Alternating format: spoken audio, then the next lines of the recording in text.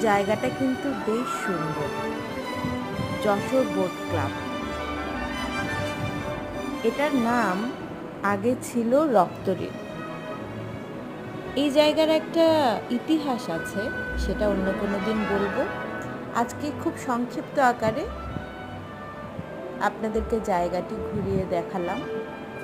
যদি কখনো যশোরে আসা হয়, আসবেন।